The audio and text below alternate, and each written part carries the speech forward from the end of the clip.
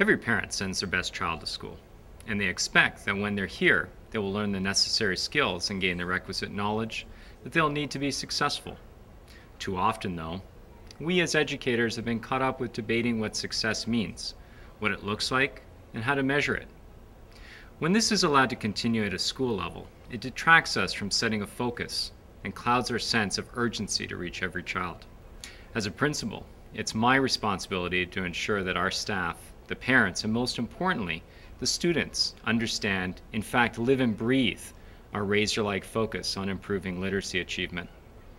That to be successful in life, regardless of whether you aspire to post-secondary studies or the workplace, you must be able to proficiently read, write, and do math. And that the school's mandates to provide every affordable means to enable each student to achieve this level of proficiency.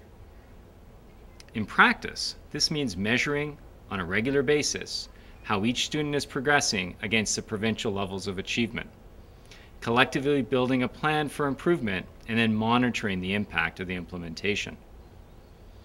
In addition to examining each student's reading achievement level in October, February, and June, our staff meets once a month to review the progress being made by each student that is below the provincial standard, or level 3.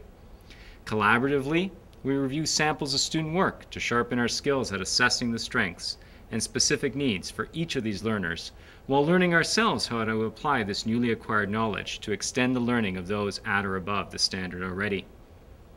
As a staff and a network learning community, we rely on research-based resources to inform our practices.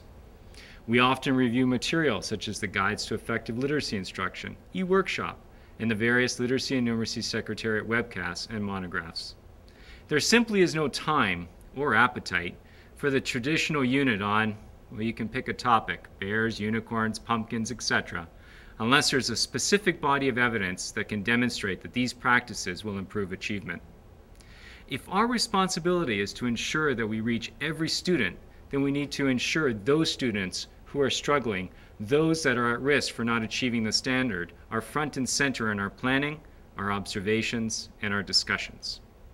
Once a month, we have a scheduled time for a case management session, whereby grade team partners, together with a literacy coach and the principal or vice principal, meet to discuss with evidence the specific strengths and needs of a student who is not demonstrating progress. The session is focused, 20 minutes long, guided by an organizer, and follows the student until such time that they are meeting the provincial standard. We've learned so much from these sessions over the course of the past year and a half. We share this learning across the school. It's not uncommon to see the application of something learned in a case management session involving, let's say, a grade 1 team applied to a student in a much older grade, or vice versa. Here we co-learn about practices that impact learning, and just as important, what it looks like to the teacher, to the student, and to the parents when success is attained.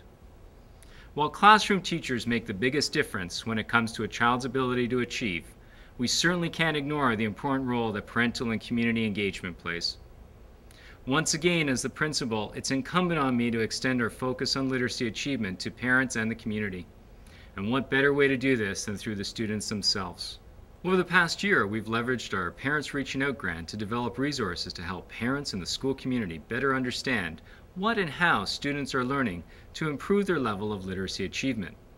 Our student leadership team engages in literacy-based activities with our community on a regular basis, and we continue to work with the ministry's ABC series of videos with our school council.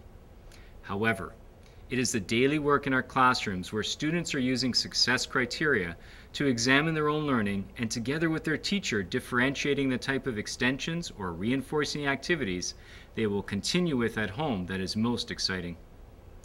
What once occurred only at a student-led conference is now beginning to happen on a daily basis. Students, right down to our youngest grades, are able to articulate not only what they are learning, but how they know that they've achieved a certain level of proficiency and what they need to do next in order to continue to make progress. Some may say, and they have, that we have traded an enriching cross-curricular experience for a focus on literacy achievement, that we've traded entertaining and creative integrated programming for research-based instructional and assessment practices, and that we've diminished the value of cooperative group activities in favor of focusing on individual student needs to meet the provincial standard. My response to this is that these are not mutually exclusive.